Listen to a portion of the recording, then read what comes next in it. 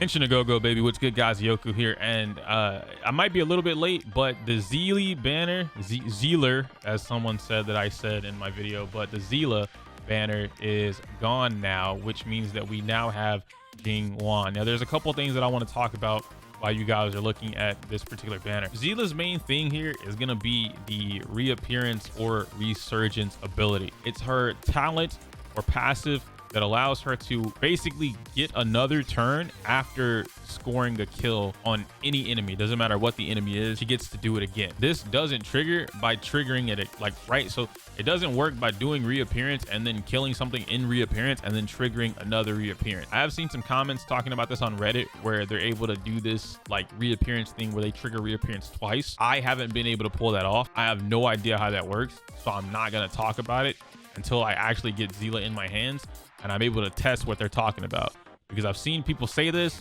but then they don't show them doing it. Regardless, we're talking about Seele. Great, solid single target DPS character for the hunt. Seele will carry you through a large majority of whatever's going on in the game, even if the enemy is not quantum weak, because some people have been saying that there's not a lot of enemies that are quantum weak, and I don't think that's true. I think if you're looking at this from the story standpoint, yes, there's a whole shit ton of quantum weak enemies. In fact, I think all of them are quantum weak, if not 90% of them during the first world story. When it comes to some other stuff, Simulated Universe or Forgotten Hall, or even some of the, if you're having trouble farming for the relics or anything like that, those are gonna alternate, right? Everything is not gonna be one specific thing, but they aren't so strong that you would have to change from Seele. On Seele's banner, Seele had characters that were very much beneficial to Seele. Seele had Pela and Natasha on her banner, which I'm not gonna say Hook isn't like Hook's not great.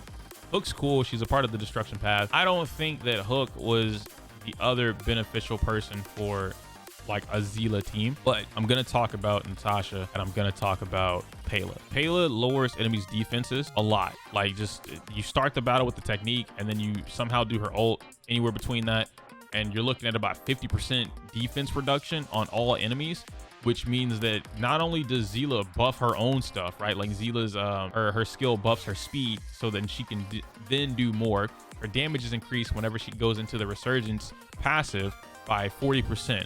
So you effectively have a 90% attack boost, right? Or attack damage bonus over any enemy that you choose to KO. Seele plus Pela is amazing. Now you introduce Natasha, who keeps everybody alive, because those two characters, they're not bulky, right? They could definitely be one tapped given, you know, the right enemy or right. And so you're gonna need some stuff to help out with that. Natasha's perfect. And then of course your fourth can be whatever you need it to be. These banners, from what it looks like from this one, the Jing Yuan banner, and even the Kafka banner whenever that was in CBT2, it looks like each banner is going to have a well-built team, right? Like this might be the ideal team that you want to use, the 5-star and then some 4 stars to pair along with them, or at least the type, what these 4 stars do for the 5-star characters, right? That's what you're going to be looking at the most. So now we come back over to Jing Yuan here, and with him, Su Shang, I'm just going to tell you guys in this video right now, and then I'll have her own video somewhere down the line. This might be the best 4-star character in the game. I really don't care what anybody else says about March 7th, like having heals or debuff plus shield. I don't care about Natasha having heals. I don't care about Ting Yun having the quote unquote, she's the Bennett of the game. I still don't agree with that. But Su Shang by herself is a destructive force. By herself will obliterate enemies because she is that good. If you didn't have a 5-star character, but you somehow pulled Su Shang and then you buffed her, like you built a team around Su Shang, you're winning. Then you can go around autoing whatever you want because of her abilities and her passives. This character is OD strong. Now you pair this with not only Jing Yuan, but Ting Yun as well, who has the ability to, again, the Bennett, right? She buffs the attack. The problem with, and I'm just gonna kind of say this real quick, the problem that I have with people saying that this is the Bennett of Star Rail is that Bennett buffs the whole team, right? Bennett does a thing, boom, one touch, whole team gets buffed. She doesn't do that. She buffs one by one by one by one. Now, if there's a passive or maybe her second trait, something like that unlocks where she can buff multiples or her ult hits everybody, then yeah, she's definitely going to be the Bennett of the game. I haven't looked into her that much to be able to see whether or not that changes drastically through constellations or through trace level ups. But at a base level, right? Because I don't expect any one person to all of a sudden pull one Ting Young and now you have an Eidolon 16. Like, no, that's not how that works. At a base level, this is what this character is going to be performing. She buffs someone's attack and then the damage output with her ult or her skill. You can give that to Su Shang, you can give that to Jing Yuan. Now, finally, you have March 7th, and we all know by now March 7th is one of, if not the best shielder in the game that we can get, especially for free, right? You don't need Japard. You don't have to worry about using Japard's ultimate in order to get the shields. March 7th just does it. She also gets the debuff secondary effect, right? Applied to whoever she shields after you unlock the second part of that trace. This by itself is a super solid, strong team.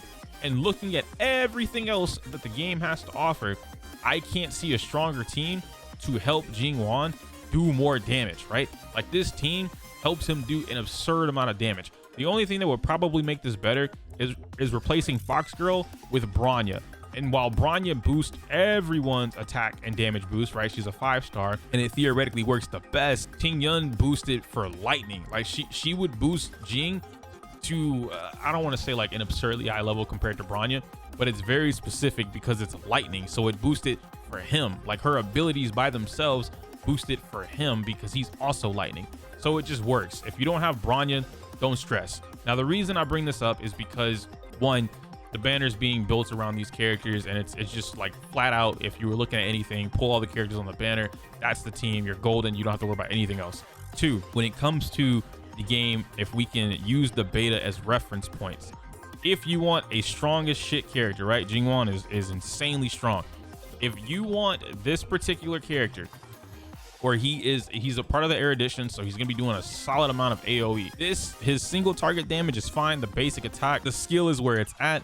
Dude summons a persona. Like, I love Seele. This might be the guy for me, bro. I be talking about Persona 5 is the Honkai Star Rail is a Persona 5 of gacha games. Dude is literally Persona. He is playing Persona in Honkai Star Rail. His talent summons a persona, right? Like, his passive, join game, summon persona, boom, done. Has its own speed. It has its own base attacks. It does its own thing. Like, this guy is crazy. And then when you do more, it just buffs him even more. His speed increases. He becomes super fast. Now, he's not the fastest right now, right? Like, his speed is not the greatest because we do have some that are like 109, 119. I think Seele is the fastest in the game right now. But with these buffs and the fact that they happen so frequently, yeah, you're going to be looking at a lot of this buffing him up big time. His technique is okay. It makes lightning lord come out more, right? So it just buffs his persona. I'm not going to say it's bad. If you're focusing around him as the main star of your team, then yeah, I'm probably going to be using this a lot. And then, of course, the ultimate just does a shit ton of damage to everybody. It increases the attack count for the persona. It's just super solid. If you end up getting any of the traces and you max those out, or you start building into those, it's crazy. This character is crazy strong. So looking at this, if you know for a fact, like, yo, that's my guy, that's my character, I want Persona, the Digimon video game, whatever, I'm pulling for him. Skip Seele. You can re-roll for Seele, or you can re-roll for Bronya, whoever. If you know that you're building a team around Jing Yuan, start the game then. I don't advocate for re-rolling, you guys know me, but if that's your thing, that's what you want to do, go for it. Don't use your premium currency on Seele though. You're gonna get Natasha for free. Pela is gonna be okay, but she's not gonna be super beneficial to him in particular because he's just gonna buff his attack anyway, and then you have all the other people on his banner who's gonna help buff his attack, right? March 7th is for free, so now you can get constellations for March 7th, which her constellations are actually pretty damn decent for what she's applying here. Let me show you guys. So this one is going to increase how many times she can counterattack after her shield thing, and she's going to do an additional ice damage of the 30% of her defense, so she stacks on defense big time, right? Every time she uses her ult, she's going to regenerate energy, so she can get her ult back even more. I think 3 and 4 are like whatever kind of things or something like that. Nope, there we go. Yep.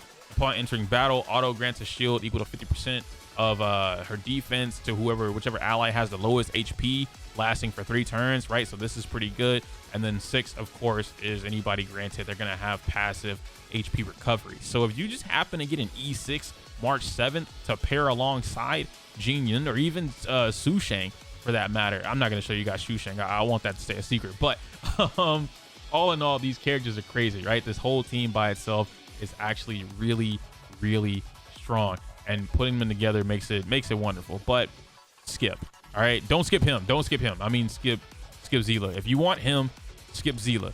In the game currently, from the beta, even though I do think that the amount of stellar J's that we get is pretty low, you get enough to hit pity and then some. I don't think you're hitting 2 pities. Maybe with 2 patches, right? Like 2 banners, you'll be able to get that. But for right now, you do get enough of the premium currency, the Jades, to be able to shoot for a pity. So if you re-rolled and you got Bronya or Himiko or whoever you're looking for, and you don't touch Seele, right? Or you just, I mean, if you get lucky, whatever. But if you don't touch Seele banner at all, you can get Jing Yuan. But anyway, that's going to be it for me today, guys. I'm going to burn out of here, man. All right. So if you're looking at these characters, again, take this with a grain of salt. They could change this up at any moment in time. And the second banner we get could be Luca or Lucha. I don't know how to pronounce his name. The other healer, right?